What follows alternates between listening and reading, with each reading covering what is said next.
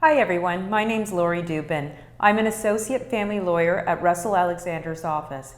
Welcome to our YouTube channel, where we cover current family law news stories and other topics related to divorce. We upload videos twice a week. You can subscribe and hit the bell so you don't miss an upload. Today we'll discuss secret audio recordings in family law. This is an era where cell phones and GPS devices are everywhere, and where conversations can be recorded with the touch of a finger. For parents who are embroiled in a parenting time battle, it may be tempting to secretly record each other's conversations or to track each other's whereabouts and then try to use the gathered information as evidence to bolster their case in court.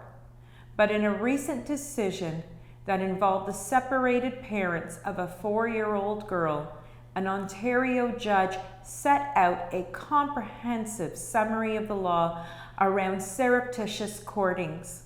Essentially, they emphasized that they are strongly discouraged. The judge described the backstory. In their materials and during the course of the argument, each party presented recordings that they made of the other party and maybe the child. Yet, without irony, each party complained about the other having made their own secret recordings. The father says that he once found a GPS tracing device that the mother had placed in his car. Shortly after he announced his desire to finally separate from the mother, he found another such device in his gym bag. The mother does not dispute those claims. The judge then used the opportunity to expound on the Ontario law on this topic.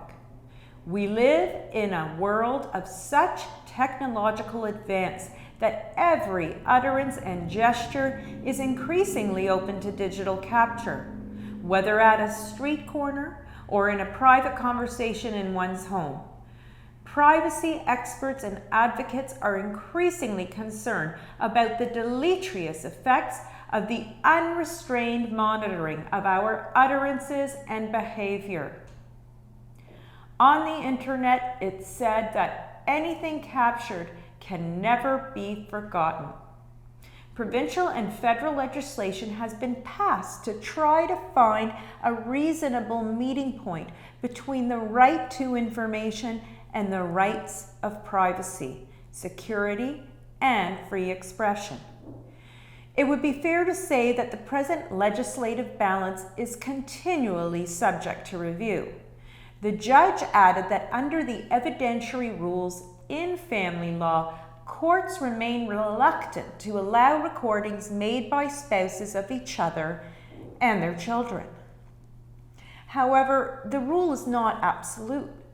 A court still retains discretion to allow or exclude secret recordings in family law, depending on whether the probative value outweighs the strong policy factors that favor their exclusion.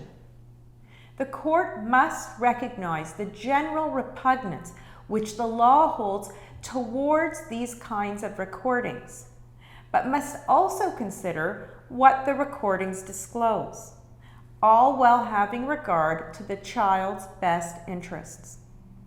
With that legal framework in place, the judge also observed the attempt to admit secretly made recordings has surged.